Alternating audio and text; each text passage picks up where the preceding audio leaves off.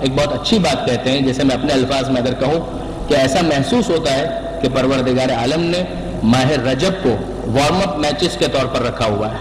ماہ رجب اور ماہ شعبان کو نیٹ پریکٹس کے لیے رکھا ہوا ہے، تاکہ ماہ رجب اور شعبان کے اندر نیٹ پریکٹس کر کے وارم اپ میچ کھیل کر اب اس کے بعد اگر اگلے میچز کھیل لیں اور جیت جائیں تو کپ اپنا ہو جائے گا۔ تو وہ کپ اپنا ہوگا کہ نہیں ہوگا، لیکن یہ والا کپ تو بہرحال انشاءاللہ اپنا ہو جائے گا۔ پروردگار عالم نے رجب اور شعبان کو اسی انداز سے رکھا ہوا ہے کہ ماہ رجب ہے، ماہ شعبان ہے، انسان اس میں آمادہ ہو جائے کہ جس طریقے سے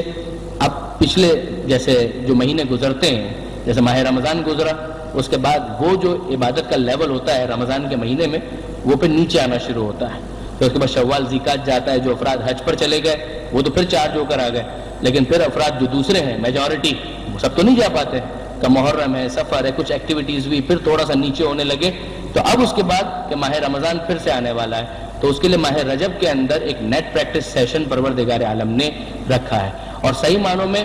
کوالیفائنگ یعنی کیپیسٹی جس کے پاس ہوتی ہے وہ اپنے آپ کو پروف اسی کے اندر کرتا ہے، یعنی ماہ رجب اور ماہ شعبان میں اسے پروف کرنا پڑے گا کہ وہ کتنا سیریس ہے ماہ رمضان کا میچ کھیلنے کے لیے، کہ ماہ رمضان کے بارے میں وہ کتنا حساس ہے، وہ کتنا سنجیدہ ہے، وہ اسے ثابت کرنا پڑے گا ماہ رجب اور پھر باقی ماہ شعبان میں، تاکہ وہ ذہنی طور پر آمادہ ہو جائے اور پھر اس کے بعد اگلے مراحل اس کے لیے بہت آسان ہو جائیں۔ درود بھیجے محمد و آل محمد پر۔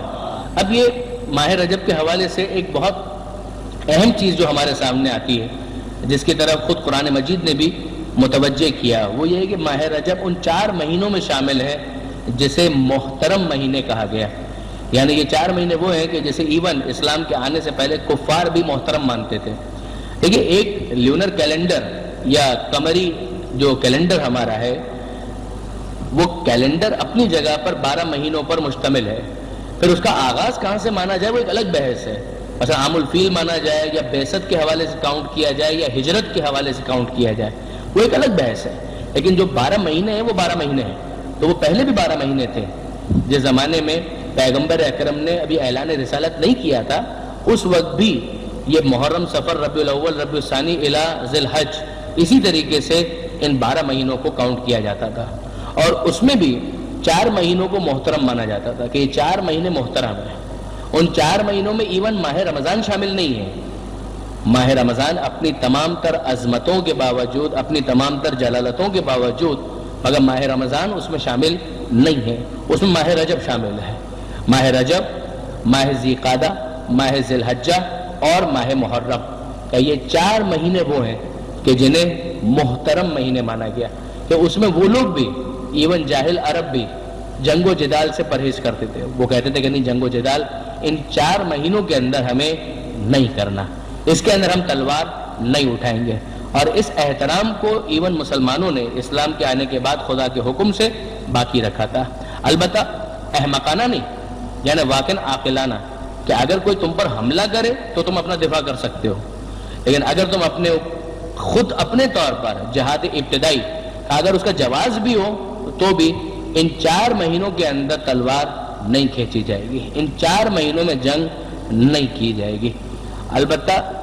اگر آپ کو یاد ہو جو کچھ سالوں پہلے حزب اللہ کی جنگ ہوئی تھی، وہ بھی رجب کے مہینے میں ہوئی تھی، وہ بھی رجب کے مہینوں میں ہوئی تھی، تو اس موقع پر بھی ہم نے یہ گزارش کی تھی ایک ٹی وی چینل کے اوپر ہی کہ اگر یہ ذہن کے اندر آ جائے کہ رجب کا مہینہ جو ہے وہ تو محترم مہینہ ہے، تو اس میں جنگ کیسے ہو رہی ہے؟ کہ جنگ مسلط کی گئی ہے، جنگ خود سے نہیں کی جا رہی ہے، جنگ مسلط کی گئی ہے، حملہ غاصب کی طرف سے، حملہ جارے کی طرف سے، حملہ سامراج کی طرف سے ہوا ہے، تو دفاع نہ کرنے کا حکم نہیں دیا گیا ہے، دفاع عاقلانہ ہے، دفاع لاجیکل ہے کہ دفاع تو بہرحال کیا جائے گا، لیکن اگر خود سے حملہ کرنے کا واقعاً جینون ریزن بھی موجود ہو تب بھی تلوار کو روکا جائے گا، جنگ کا اعلان نہیں کیا جائے گا، جہاد کا اعلان اور قتال کا اعلان نہیں کیا جائے گا۔ یہ وہ حکم اسلامی ہے کہ جسے اسلام نے ان جاہل عربوں کی کچھ اچھی چیزوں کو اسلام نے مینٹین کیا ہے۔ کیا ٹھیک ہے؟ جو اچھی چیز ہے تو ٹھیک ہے، ہمیں انسان سے کوئی اناد نہیں ہے، اگر کوئی اچھی چیز ہے تو اس کو باقی رکھا جا سکتا ہے، لہذا اس کو اسلام نے مینٹین کیا۔ یہ 4 مہینوں میں، رجب میں بھی، ذیقعدہ میں بھی، ذی الحجہ کے اندر اور محرم میں، جیسے کہ میں نے گزارش کی کہ ایون ماہ رمضان بھی اس کے اندر شامل نہیں ہوتا۔ پھر اس کے بعد بات آتی ہے نسبت کی، یعنی یہ عجیب ہے کہ ماہ رجب، ماہ شعبان اور ماہ رمضان، اس میں آپ نے ماہ رمضان کے لیے یقیناً سنا ہوگا کہ شہر اللہ، عربی کے اندر شہر کہتے ہیں مہینے کو، کہ شہر اللہ یعنی یہ اللہ کا مہینہ ہے۔ شعبان کا مہینہ کہا کہ یہ پیغمبر اکرم کا مہینہ ہے، اور رجب کا مہینہ کہا کہ یہ اہل بیت کا مہینہ ہے۔ تو اہل بیت کا مہینہ رجب کا، شعبان کا رسول خدا کا مہینہ، اور پھر ماہ رمضان یہ اللہ کا مہینہ۔ یعنی یہ سیکوینس بھی کتنا لاجیکل لگتا ہے کہ رجب کے بعد شعبان آتا ہے، رجب کو کراس کیے بغیر شعبان نہیں آئے گا، اور شعبان کو کراس کیے بغیر رمضان نہیں آئے گا۔ تو جس طریقے سے رجب کو کراس کیے بغیر شعبان تک نہیں جا سکتے، اور شعبان کو کراس کیے بغیر ماہ رمضان تک نہیں جا سکتے، کہ اسی طریقے سے اہل بیت تک پہنچے بغیر پیغمبر اکرم تک نہیں پہنچ سکتے، اور پیغمبر اکرم تک پہنچے بغیر خدا تک نہیں پہنچ سکتے۔ یہ وہ ایک بنیادی کانسیپٹ کہ پروردگار عالم کا وہ اپنی جگہ پر، لیکن وہ معرفت کی کچھ گہرائی، حق کے معرفت تو ادا ہونا ناممکن ہے، لیکن وہ جو بنیادی جو انسان کے ذہن میں کانسیپٹ ہے، اس کانسیپٹ کو جو ڈیولپ کرنے والی بات ہے وہ کہاں سے ہوگی؟ کہ وہ اہل بیت کے ذریعے سے، اہل بیت سے پیغمبر اکرم، پیغمبر اکرم سے پھر خدا، کہ یہ ایک سیکوینس اور یہ آرڈر بنے گا۔ اچھا، یہاں پر ایک اور روایت بھی ہے، یہ تو ایک روایت ہے کہ جس کے مطابق کہ ماہ رجب کے اہل بیت کا مہینہ، کہ ماہ شعبان کا وہ پیغمبر اکرم کا مہینہ، اور ماہ رمضان کا کہ یہ خدا کا مہینہ۔ ایک اور روایت ہے جس کے مطابق کہ رجب خدا کا مہینہ، رجب خدا کا مہینہ، شعبان کا وہ پیغمبر کا مہینہ، وہ اسی طریقے سے، اور پھر اس کے بعد ماہ رمضان کا یہ امت کا مہینہ ہے، یہ امت کا مہینہ ہے۔ ماہ رجب کا اللہ کا مہینہ، شعبان کا اللہ کے رسول کا مہینہ،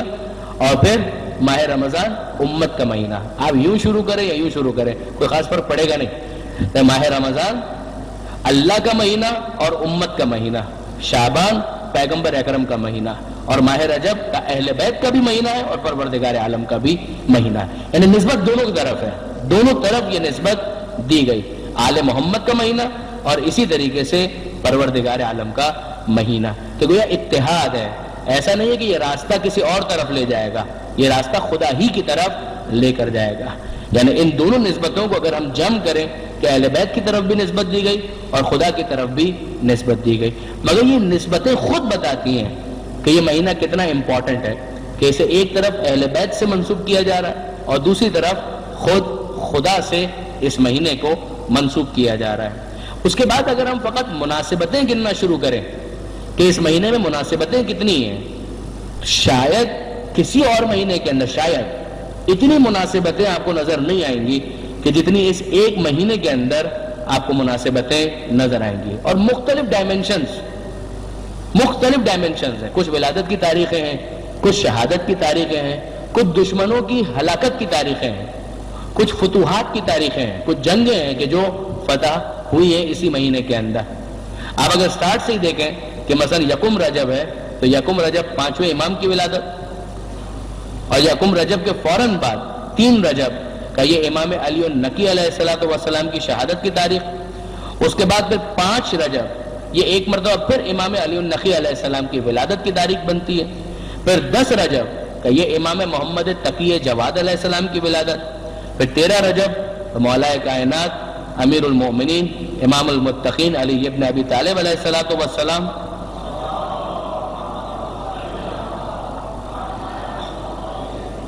یہ مولا کی ولادت بنتی ہے۔ 7 رجب جو ہم نے مس کر دی،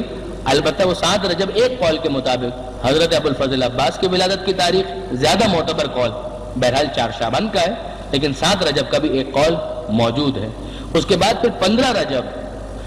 رجب کے حوالے سے 2 ضعیف روایتیں، ایک ضعیف روایت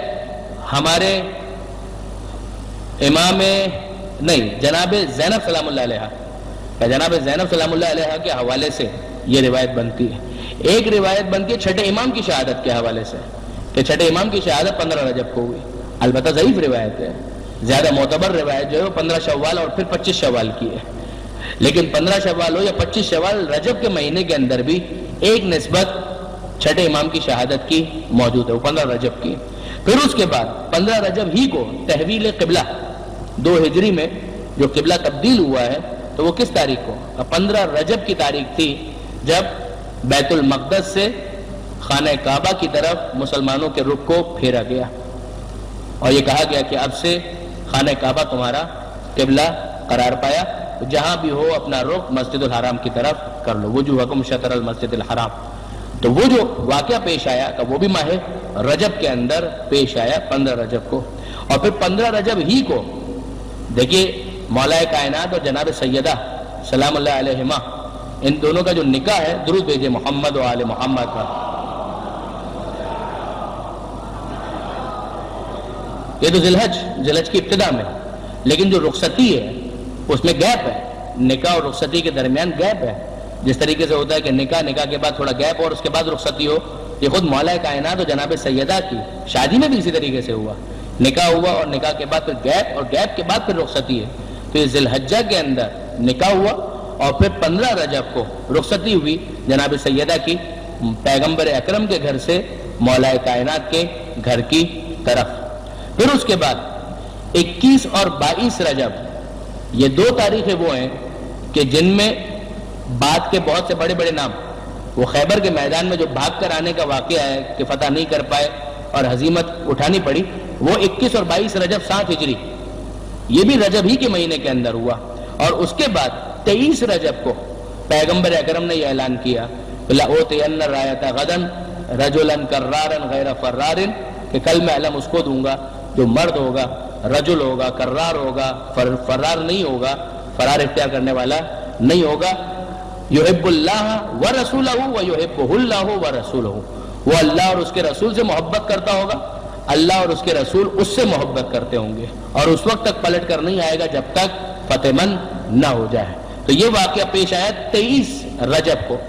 اور پیغمبر اکرم نے یہ اعلان کیا کہ کل میں علم اس کو دوں گا۔ 24 رجب کو پیغمبر اکرم نے علم مولا کائنات کو دیا، اور 24 رجب 7 ہجری کو خیبر کو فتح کیا گیا۔ تو یہ بھی واقعہ جو 7 ہجری کا ہے مگر مہینہ رجب ہی کا قرار پاتا ہے۔ 22 رجب کو مرگ امیر شام، جس کی مناسبت سے بہرحال اس مناسبت سے کسی بھی مناسبت سے بہرحال وہ جو کنڈوں وغیرہ کا سلسلہ بھی ہوتا ہے اور نیاز وغیرہ کا سلسلہ بھی ہوتا ہے، وہ بھی اپنی جگہ پر اگر اباحت کے ساتھ مباح کی نیت سے کیا جائے تو کوئی اشکال کوئی حرج اس کے اندر نہیں ہے۔ پھر 25 رجب 183 ہجری 7ویں امام موسی کاظم علیہ السلام کی شہادت کی تاریخ ہے۔ ہارون رشید کے زہر کے اثر سے ہمارے 7ویں امام کی شہادت ہوئی۔ پھر 26 رجب 10 بیست کے 10ویں سال، ایک قول کے مطابق حضرت ابو طالب کی شہادت وفات، شیب ابی طالب میں جو 3 سال گزارے ہیں اور ویسے ہی بڑھاپا اور سن اتنا زیادہ ہو چکا، تو اسلام کے اس محسن عظیم کی تاریخ وفات بھی ایک قول کے مطابق، البتہ اس میں روایتوں کا اختلاف ہے، البتہ ایک قول کے مطابق 26 رجب کو حضرت ابو طالب کی وفات ہوئی۔ پھر 27 رجب کی شب اور 27 رجب کا دن، یہ دونوں بہت اہم ہیں کہ شب 27 رجب کہ یہ وہ شب ہے کہ جس میں سبحان الذی اسری بعبدہ لیلا من المسجد الحرام الی المسجد الاقصی الذی بارکنا حولہ لنریہ من آیاتنا، کہ بے عیب وہ ذات کہ جو اپنے بندے کو ایک ہی رات میں مسجد حرام سے مسجد اقصی تک لے گئے، لنریہ من آیاتنا، تاکہ اسے اپنی نشانیاں دکھا سکے۔ یہ معراج کا واقعہ ایک قول قوی کے مطابق کہ شب 27 رجب یہ واقعہ پیش آیا، اور پھر 27 رجب کا دن غار حرا میں پیغمبر اکرم پر وحی اول کا نزول کہ اقرأ بسم ربک الذی خلق خلق الانسان من علق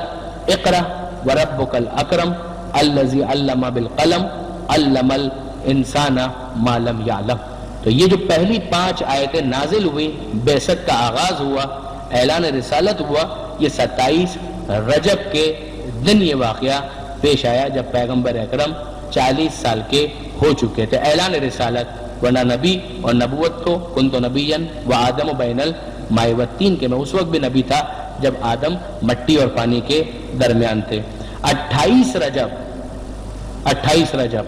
اس اعتبار سے بہت اہم تاریخ ہے، یہ وہ تاریخ ہے جب آل محمد کا قافلہ مدینہ منورہ سے نکلا اور بالآخر کربلا پہنچ کر جام شہادت نوش کیا۔ مکہ معظمہ میں رکے، پھر مکہ معظمہ سے کوفہ کی طرف متوجہ ہوئے اور راستے میں کربلا پہنچے، اور کربلا میں وہ سانحہ عظیم پیش آیا۔ اسی مہینے کے اندر بعض اور امپورٹنٹ تاریخیں بھی بتائی گئی ہیں، البتہ چونکہ بہت زیادہ تحقیقی مواد نہیں تھا لہٰذا میں اس کو کوٹ نہیں کر رہا، لیکن ایک شخصیت کے بارے میں تو تقریباً یقین جیسا ہے کہ وہ اسی مہینے میں پیدا ہوئے، البتہ ان کی بھی تاریخ نہیں معلوم لیکن مہینہ رجب کا تھا، اور وہ جناب علی اصغر علیہ السلام جو کربلا کے ننھے شہید کا، ان کی ولادت بھی ماہ رجب ہی کے اندر ہوئی 60 ہجری میں، اس لیے کہ جب کربلا پہنچے تو 6 مہینے کے تھے، ماہ رجب میں جب یہ قافلہ چل رہا تھا تو اس وقت چند دنوں کے تھے۔ تو اس اعتبار سے اگر آپ دیکھیں تو اندازہ ہوتا ہے کہ کتنا زیادہ مناسبتوں کا اہتمام ہے اس ایک مہینے کے اندر، ماہ رجب کے اندر، یعنی بہت زیادہ مناسبتیں اس مہینے کے اندر، ولادتیں آپ کو اس میں ملیں گی بے شمار معصومین کی، شہادتیں بھی 2-3 آپ کو ملیں گی اس مہینے کے اندر، اسی طریقے سے تحویل قبلہ اور دوسرے واقعات اور خیبر کی فتح وغیرہ یہ سب بھی اس مہینے کے اندر ہوا۔ اس اعتبار سے واقعاً بڑی مرکزی اہمیت کا مہینہ بن جاتا ہے ماہ رجب۔ اب اس کے بعد ہم تھوڑا سا مفاتیح الجنان کی طرف بڑھیں اور دیکھیں کہ شیخ عباس قمی جو روایت نقل کرتے ہیں اس کے اندر معصومین نے اس مہینے کے حوالے سے کیا کچھ بیان کیا ہے۔ درود بھیجیے محمد و آل محمد پر۔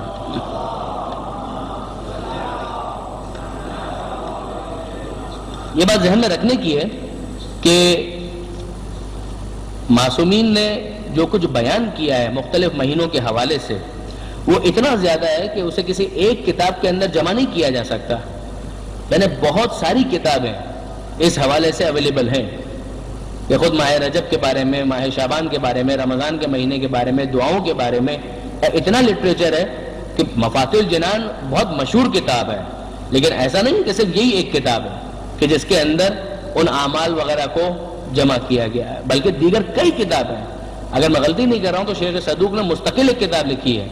ان 3 مہینوں کے فضائل کے بارے میں، رجب، شعبان اور ماہ رمضان۔ اس کے علاوہ بھی اگر ہم مختلف دوسری کتابوں کو دیکھتے ہیں تو اس کے اندر زیارتوں کے بارے میں، دعاؤں کے بارے میں بہت مواد آل محمد سے ہم تک پہنچا ہے۔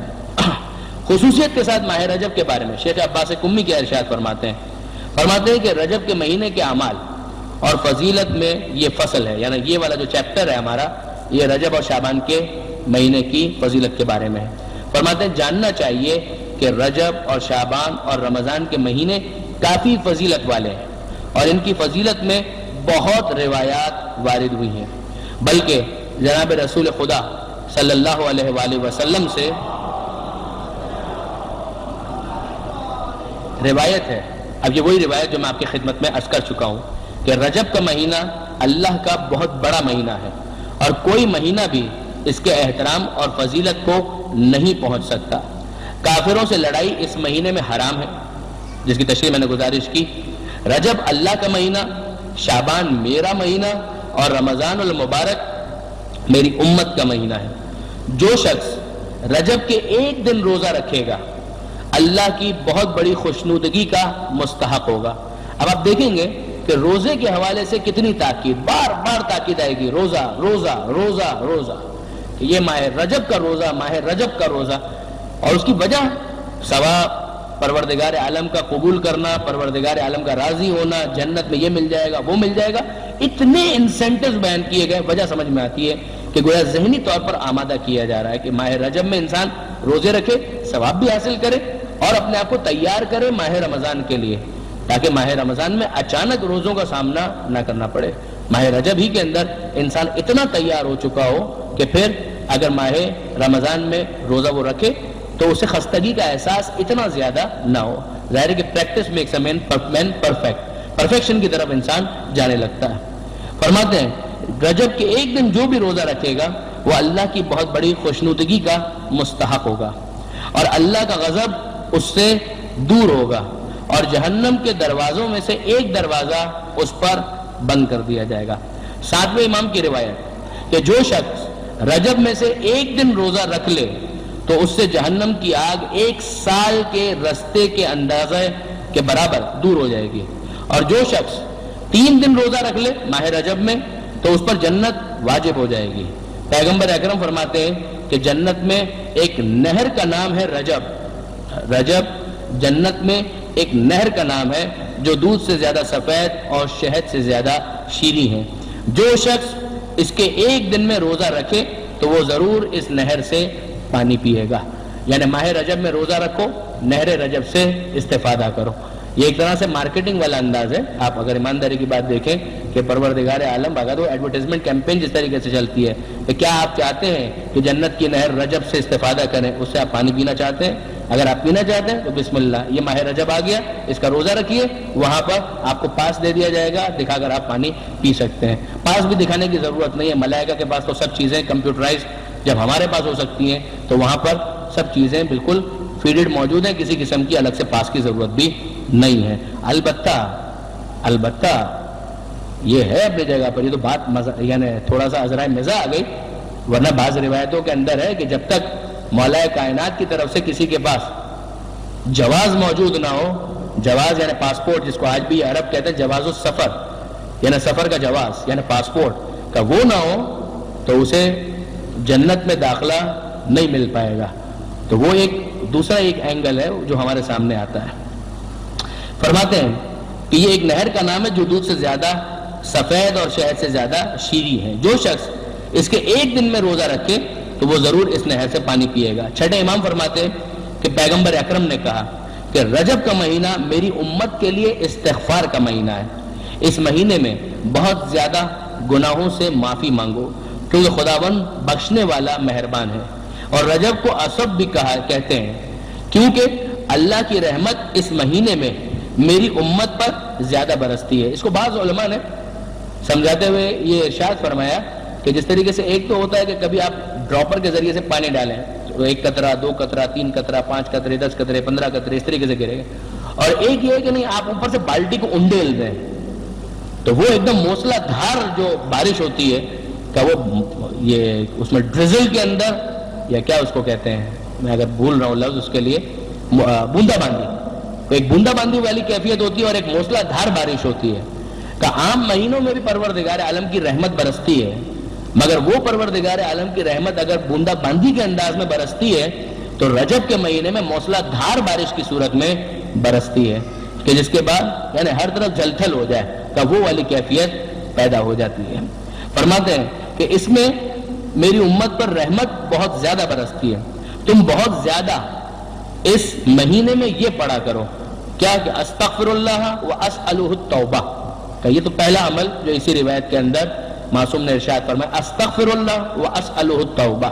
کہ میں اللہ سے استغفار کرتا ہوں اور اس سے توبہ کا سوال کرتا ہوں کہ مالک میں تیری بارگاہ میں پلٹ کر آنا چاہتا ہوں. توبہ یعنی پلٹ کر آنا, کہ مالک میں تیرا بننا چاہتا ہوں اور میں تجھ سے استغفار کرتا ہوں. تو جملہ بہت سادہ ہے کہ یہ جملہ گویا ایک طرح سے مسلسل تکرار والا جملہ بن جائے, استغفر اللہ واسألہ التوبہ,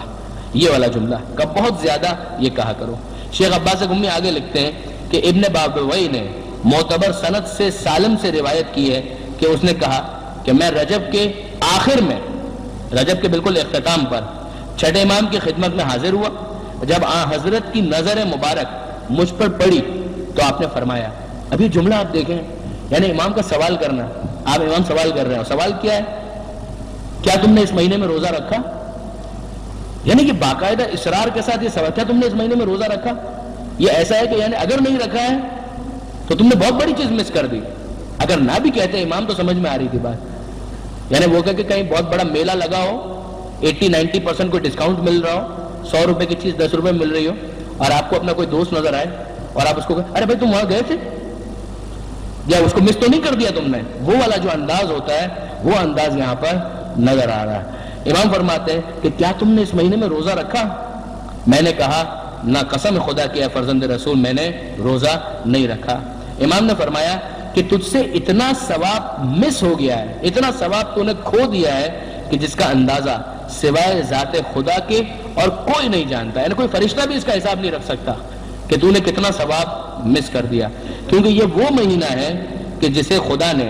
دوسرے مہینوں پر فضیلت دی ہے اور اس کے احترام کو بہت بڑا قرار دیا ہے, اور اس میں روزے رکھنے والے کا احترام اپنے اوپر فرض کر دیا ہے. یہ جملہ بڑا امپورٹنٹ ہے. امام فرماتے ہیں روزہ رکھنے والے کا احترام اپنے اوپر فرض کر دیا ہے. دیکھیں ایک تو دے دینا, آپ بھی مثلا کتا ہے, کتے کے سامنے اگر ہڈی ڈال دیں یا گوشت ڈال دیں تو وہ بھی آپ نے دے دیا, مگر اس کو احترام نہیں کہتے, اس کو احترام نہیں کہتے. کوئی آپ کے گھر پر آیا کرے معاف کرو بابا دیتے ہیں نا, تھوڑی دیر بیٹھ جاؤ, پھر تھوڑی دیر کے بعد آپ نے کچھ دے تو دیا, مگر اس کو احترام تو نہیں کہتے ہیں. ایک پروردگار عالم ہے, کیا ٹھیک ہے تم مجھے قبول نہیں ہو مگر ٹھیک ہے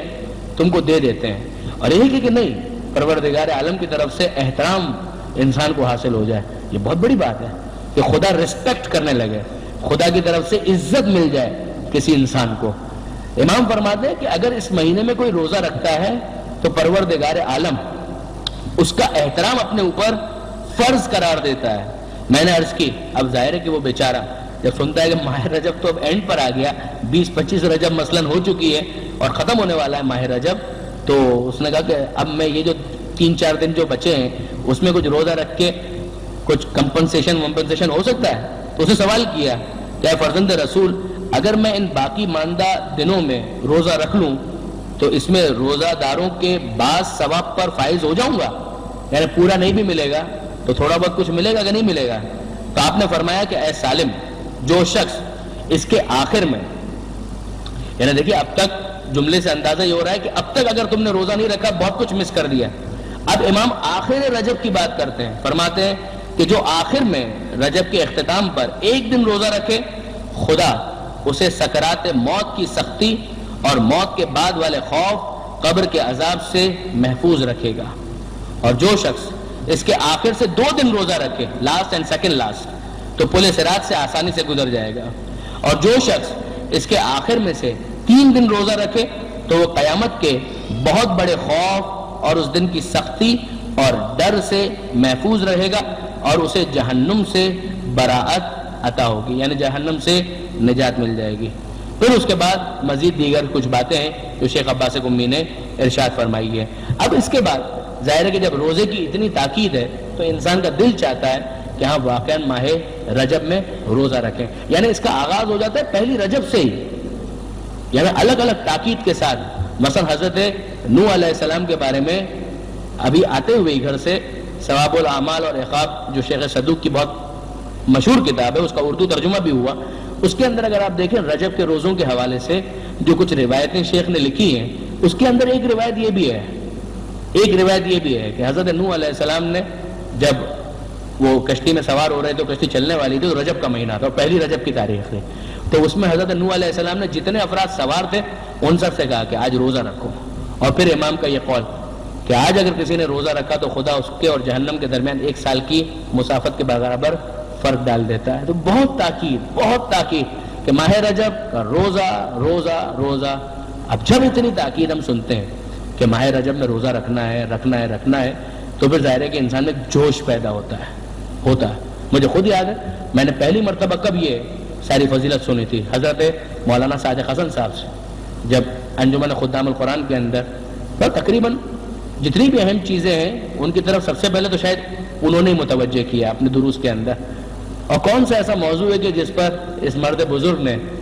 بیان نہیں کیا اور کچھ نہ کچھ ہدایت اور رہنمائی نہیں فرمائی ہے. واقعاً پروردگار عالم ان کو ہمیشہ سلامت رکھے.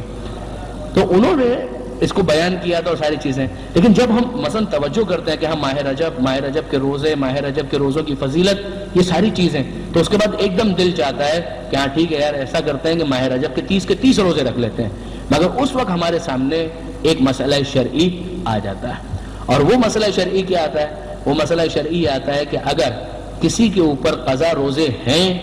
تو وہ مستحب روزے نہیں رکھ سکتا.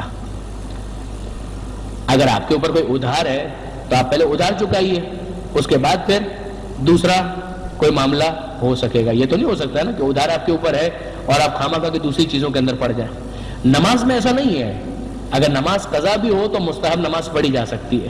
لیکن روزوں میں ایسا معاملہ نہیں ہے. روزوں میں فقہا کا متفقہ فیصلہ ہے کہ اگر کسی کے اوپر قضا روزے ہیں تو اس کی ذمہ داری یہ ہے کہ پہلے وہ اپنے قضا روزوں کو پورا کرے, اس کے بعد پھر مستحب روزے رکھ سکتا ہے. یہ مسئلہ اس لیے اور بھی امپورٹنٹ بن جاتا ہے کہ شریعت کے حکم کے مطابق پچھلے رمضان میں جو ماہ رمضان گزر گیا, اس میں اگر کسی کا کوئی روزہ قضا ہو گیا تھا تو اس کی ذمہ داری ہے کہ اگلے ماہ رمضان سے پہلے اپنے اس ادھار کو ختم کرے, اپنی اس لائبلٹی کو ختم کرے, اس ادھار کو چکائے. یعنی وہ روزہ اگر پچھلے ماہ رمضان میں 2 روزے, 3 روزے, 5 روزے, 10 روزے, خدا نہ کرے کسی بھی وجہ سے، جان بوجھ کے تو کون چھوڑتا ہے، میں توقع نہیں کرتا، سفر کی وجہ سے، بیماری کی وجہ سے، کسی بھی وجہ سے اگر روزے چھوٹ گئے تھے، خواتین کے مخصوص ایام کی وجہ سے اگر روزے نہیں رکھ سکے تو پھر ذمہ داری یہ ہے کہ پہلے ان روزوں کو رکھے اور اس کے بعد پھر مستحب روزوں کی نیت سے روزہ رکھا جائے۔ اب اس میں بعض علماء کا یہ قول واقعاً بڑا لطیف ہے، وہ فرماتے ہیں کہ بعید پروردگار عالم سے کہ اگر ماہ رجب کے اندر کوئی اپنے قضا روزے رکھے تو پروردگار عالم اس خاص ثواب سے اسے محروم کر دے۔ جب پروردگار عالم اس کا خزانہ، اس کی کوئی حد تو نہیں ہے، وہ تو دینا چاہتا ہے اپنے بندوں کو، تو اگر بندہ اس طرف اور تڑپ کے ساتھ کہ مالک قضا روزے ہیں میں کیا کروں لیکن اسی بہانے میں قضا روزے تو رکھ رہا ہوں، تو بعید ہے کہ پروردگار عالم اسے ماہ رجب کے مستحب روزوں کے ثواب سے محروم کرے۔ تو ایک پن دو کاج ہو جائے گا، ایک تیر سے دو شکار، کہ قضا روزے بھی ہو گئے اور ساتھ ساتھ مستحب روزوں کا ثواب بھی انسان کو حاصل ہو گیا۔ یہ بہترین موقع ہے کہ انسان ماہ رجب کے اندر یہ دونوں کام انجام دے لے کہ قضا روزے بھی ہو گئے اور مستحب کا ثواب بھی مل گیا۔ البتہ نیت قضا روزے کی ہی ہوگی، ایک مرتبہ قضا روزے مکمل ہو جائے پھر اس کے بعد مستحب روزے رکھے جا سکتے ہیں۔ البتہ امام خمینی اور آیت اللہ خامنہئی کے نزدیک تو اگر کسی قسم کا بھی کوئی روزہ ذمے پر ہے، چاہے وہ نظر کا ہو چاہے کوئی اور ہو، اس کے ہوتے ہوئے بھی پھر مستحب روزہ نہیں رکھا جا سکتا۔ لیکن آخوئی اور آغا سیستانی فرماتے ہیں کہ نہیں، صرف قضا روزہ جو رمضان کا ہے اگر وہ ہے تو پھر اس کی موجودگی میں مستحب روزہ نہیں رکھا جا سکتا، دوسرے روزے اگر ہیں تو پھر مستحب روزہ رکھا جا سکتا، اشکال نہیں ہے۔ تو یہ ایک بات ہو گئی اس مسئلہ شرعی کے حوالے سے، اور اس کے ساتھ ہی آج کی گفتگو ہم مکمل کرتے ہیں۔ کل انشاءاللہ مزید ماہ رجب اور ماہ رجب کے اعمال کے حوالے سے گفتگو ہوگی۔ یہ میرے خیال میں ایک بکلیٹ ٹائپ کا تقسیم کیا جا رہا ہے جس کے اندر ماہ رجب کے کچھ اعمال درج کیے گئے ہیں، زیادہ تر یہ مفاتیح الجنان ہی سے لیے گئے اور اچھی کوشش ہے، 6-7 صفحے کے اندر ہے۔ کئی مرتبہ ایسا ہوتا ہے کہ مفاتیح کو ہولڈ کرنا تھوڑا سا بھاری لگتا ہے، لیکن یہ اگر جیب میں بھی ہو تو اگر آپ آفس میں ہیں، کہیں بھی ہے، کوئی ٹائم ملتا ہے، بس میں جا رہے ہیں، گاڑی میں جا رہے ہیں، نہیں گاڑی میں جا رہے ہیں اور ڈرائیو کر رہے ہیں تو مت پڑھیے گا، لیکن اگر کوئی اور ڈرائیو کر رہا ہے اور آپ کے لیے موقع ہو تو آپ اس کا مطالعہ کر سکتے ہیں۔ ویسے بیٹھے ہوئے کسی کا انتظار کر رہے ہیں، جیب میں یہ پرچہ نکالا کہ ماہ رجب کے کچھ اعمال اس کے اندر لکھے ہوئے ہیں تو اسے اس کے اندر پڑھا جا سکتا ہے۔ ٹھیک، آج نہیں دے رہے، یہ آج نہیں دے رہے، آپ کو کل دیں گے انشاءاللہ۔ صحیح۔ اور دوسرا اعلان یہ ہے کہ کل انشاءاللہ محفل شیخ خراسان کے پروگرام کے بعد یہاں پر فوراً پروگرام شروع ہو جائے گا، تو یہ انشاءاللہ کل آپ کے درمیان تقسیم کیا جائے گا، اور انشاءاللہ کل دیگر اعمال کے علاوہ عمل ام داؤد کے حوالے سے بھی کچھ گزارشات پیش کرنے کی سعادت حاصل کریں گے کہ جس کے بارے میں بعض محدثین نے یہ جملہ لکھا ہے کہ یہ عمل اگر کوئی کرے آزما کر دیکھیں کہ انشاءاللہ اس کی دعا ضرور بضرور قبول ہوگی۔ یہ واقعاً جملہ محدثین کا لکھنا کہ آزما کر دیکھیں، ہم یہ تجربہ کر چکے ہیں، یہ اتنا معمولی جملہ نہیں ہے، واقعاً بڑا اہم جملہ ہے۔ عمل ام داؤد اور دیگر اعمال ماہ رجب کے حوالے سے انشاءاللہ العزیز کل گفتگو ہوگی۔ پروردگار عالم سے دعا کرتے ہیں، مالک تجھے واسطہ محمد و آل محمد کا ہمارے اس قلیل توسل کو اپنی بارگاہ میں شرف قبولیت عنایت فرما۔ مالک تجھے واسطہ محمد و آل محمد کا ماہ رجب آنے والا ہے جو تیرا بھی مہینہ ہے، اہل بیت کا بھی مہینہ ہے، وہ کام کہ جس سے تو اور اہل بیت راضی ہوں اس مہینے میں انجام دینے کی ہمیں توفیق عطا فرما۔ مالک تجھے واسطہ محمد و آل محمد کا، آل محمد کے ماننے والے چاہنے والے جہاں کہیں بھی آباد ہیں ان کی جان مال عزت و آبرو کی حفاظت فرما۔ مالک تجھے واسطہ محمد و آل محمد کا بیماروں کو شفاء کامل اور عاجل عطا فرما، بے روزگاروں کو رزق حلال عطا فرما، جو برسر روزگار ہیں ان کے رزق میں برکت اور کثرت عطا فرما، جو بے اولاد ہیں انہیں اولاد صالح عطا فرما، جو صاحبان اولاد ہیں انہیں اولاد کی صحیح تربیت کی توفیق عطا فرما۔ مالک ہمیں اپنے گھرانے کی اصلاح، اپنے اداروں کی اصلاح، خصوصاً اپنے تعلیمی اداروں کی اصلاح زمانے کے امام کی خواہشات کے مطابق کرنے کی توفیق عطا فرما۔ مالک تجھے واسطہ محمد و آل محمد کا تمام علماء کرام، مراجع اعظام اور مقام معظم رہبری کی حفاظت فرما،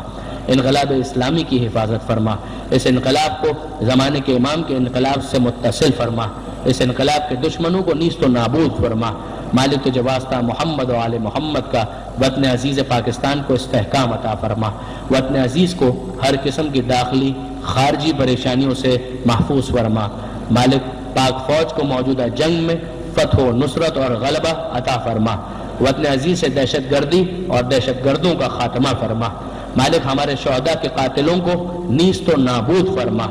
مالک ہمارے شہداء کے درجات بلند ہیں، انہیں بلند تر فرما۔ مالک پاک فوج کے شہداء کی شہادت کو اپنی بارگاہ میں قبول فرما۔ مالک تجھے واسطہ محمد و آل محمد کا ظالموں اور ظلم کے خاتمے کے لیے امام زمانہ کے ظہور میں تعجیل فرما، ہمیں ان کے آوان و انصار میں شمار فرما۔ ربنا تقبل منا انک انت السمیع العلیم وتب علینا انک انت التواب الرحیم۔